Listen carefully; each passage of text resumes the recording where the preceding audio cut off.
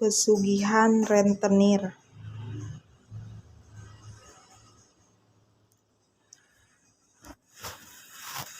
Siapapun yang berutang kepada rentenir itu pasti tidak akan pernah sanggup membayarnya.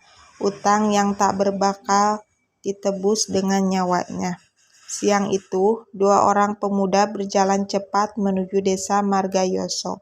Walau berasal dari daerah yang berbeda, namun keduanya menimba ilmu yang sama. Karena mendapat kabar buruk mengenai kedua orang tuanya di desa, maka Mustafa pun memutuskan untuk pulang ke desanya dengan mengajak Pauji, pemuda yang soleh dan taat beribadah. Sudah hampir 11 tahun di pesantren Al-Huda, Jawa Timur yang dipimpin oleh Kiai Solehah, Pauji menjalani puasa sunnah Nabi Daud alaihissalam, dan kebiasaan itulah yang membuat dia memiliki berbagai kelebihan ketimbang santri lainnya. Pauji mempunyai beberapa ilmu yang kesemuanya dikuasai dengan nyaris sempurna. Di antaranya ilmu gendem, dahana, sukma, dan ilmu meraga sukma yang biasa menunjukkan jin kafir. Mereka sudah hampir tiba di lokasi pekuburan umum yang sangat luas dan letaknya agak terpencil. Ketika jalan setapak di samping perkuburan yang mereka liwati hampir habis, mendadak Pauji menahan langkah Mustafa. "Mus, berhenti dulu sebentar, nampaknya di dalam sana sedang ada mayat yang baru dikubur," kata Pauji. Mustafa melayangkan pandangannya ke arah kuburan. Ia melihat beberapa orang lelaki tengah menurunkan mayat ke dalam liang lahat. "Mus, sebaiknya kita ke sana sebentar," ajak Pauji. "Untuk apa?" tanya Mustafa. "Kita ikut mendoakan si mayat agar arwahnya mendapat ketenangan dan pengampunan di akhirat nanti," ajak Pauji. Sebetulnya Mustafa ingin protes di benaknya. Ia hanya ingin agar secepatnya sampai di rumah guna melihat keadaan ibu, bapak, adik, dan saudara-saudaranya. Setibanya di sana, ternyata yang sedang dikuburkan adalah mayat seorang petani yang semalam mati secara tak wajar. "Mati tak wajar? Bagaimana, Pak?" bisik Pauji kepada seorang pelayat.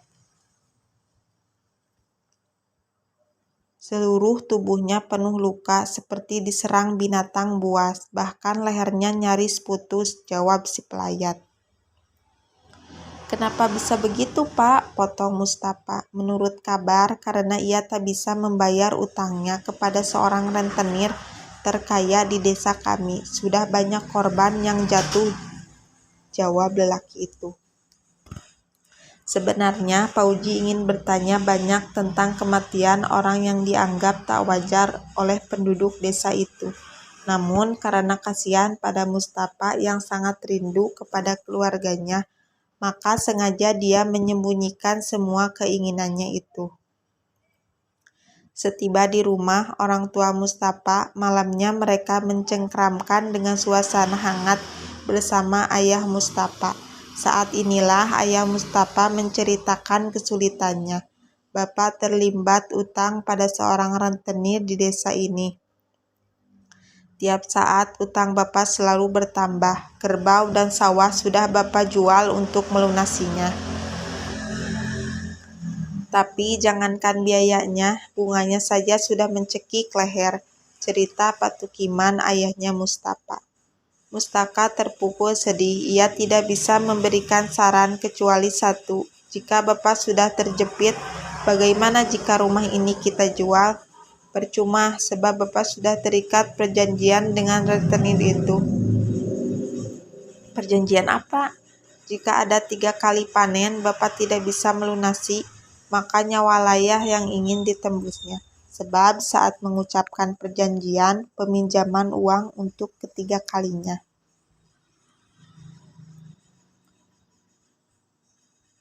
Bapak harus membubuhkan cap jempol dengan darah," jelas Patukiman. "Anehnya, sejak itu si rentenir itu tak pernah menagih utang-utangnya," sambungnya. Pauji yang semula hanya diam langsung saja menangani. "Pak, bolehkah saya menjauhkan usul?" tanyanya. "Silahkan, Nak," ujar Pak Tukiman. "Sebenarnya masalah ini bisa dipecahkan. Saya pikir rentenir itu memang sengaja mencari tumbal dengan cara meminjamkan uang pada orang-orang yang sedang terjepit," jawab Pauji tegas. "Kalau boleh saya tahu, siapa nama rentenir itu, Pak?" "Gondo Kusumo, orang desa sini biasa memanggilnya dengan Pak Gondo." Sesaat Puji terdiam, ia mengejutkan keningnya. Dan setelah itu terdengar kata-katanya, benar, dia punya peliharaan yang amat ganas dan tiap tahun harus diberikan makan. Dan makanannya adalah nyawa dari yang terlibat utang dengan pemilik iblis. Pauji menghela napas berat. Padi yang puso juga perbuatannya. Maksudnya? Agar panen calon korbannya selalu gagal dan akhirnya meminjam uang kepadanya, sambungnya. "Nah, Pauji, kapan kira-kira iblis itu akan datang kemari? Hari apa? Bulan apa dan jam berapa?" berondong Pak Tukiman dengan tegang. "Iblis itu akan datang kira-kira seminggu lagi, tepatnya di malam Selasa Kliwon," tegas Pauji. "Tolong carikan saya orang yang belum dikenal oleh Pak Gondo dan bisa mengantarkan saya ke rumahnya," pintanya kemudian. Hari itu juga keluarga Pak Tukiman sibuk. Semua anggota keluarga berusaha untuk memenuhi permintaan Pauji yang telah berjanji akan menolongnya. Dan Mustafa sendiri berusaha untuk menenangkan hati bapaknya yang mulai dicekam rasa cemas dan takut. Bahkan seisi rumah nampak mulai ketakutan. "Nah, Pauji, kalau boleh Bapak tahu untuk apa mau datang ke tempat tinggal rentenir itu?" tanya Bapak Tukiman. "Untuk meminjam uang sebelum iblis itu datang menagih utang sekaligus nyawa Pak Tukiman," jawab Pauji. Meski masih ragu akan kemampuan Puji, namun Pak Tukiman tetap mencarikan orang yang akan mengantarkan Pauji ke rumah rentenir itu. Ia adalah adik kandung Pak Tukiman yang baru datang dari Lampung dan untuk sementara tinggal di rumah adik Pak Tukiman yang lain di desa itu juga.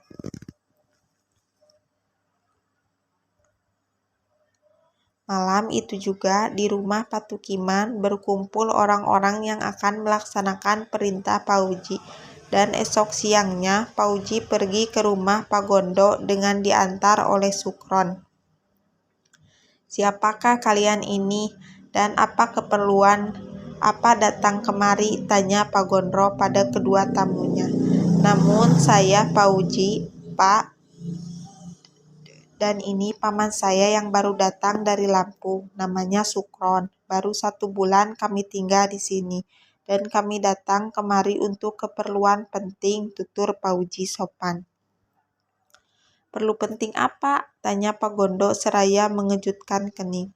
"Saya dengar Pak Gondo suka menolong orang yang sedang dalam kesulitan.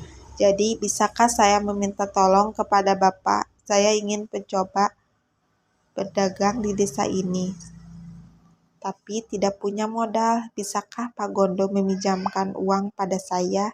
Dan jika usaha dagang saya maju, saya akan secepatnya mengembalikan," kata Pauji. "Apakah saudara punya agunan? Maksudnya, Pak? Misalnya sawah, rumah, atau kerbau dan sapi?" "Maaf, saya tidak punya apa-apa selain kepercayaan. Saya berani jamin dalam tempo 10 hari ini saya bisa mengembalikan uang pinjaman itu," kata Pauji mantap.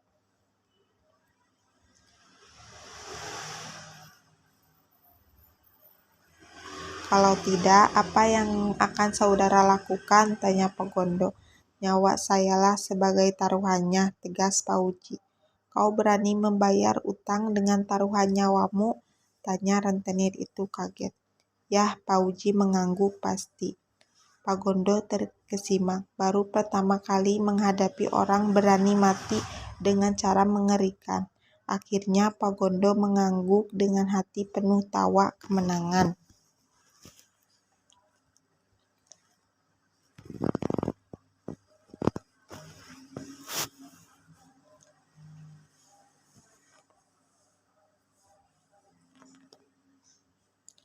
"Berapa uang saudara Puji butuhkan?" tanya rentenir itu terburu-buru, dan Pauji pun menyambut angka sebesar pinjaman ditambah dengan bunga yang menjadi beban Pak Tukiman.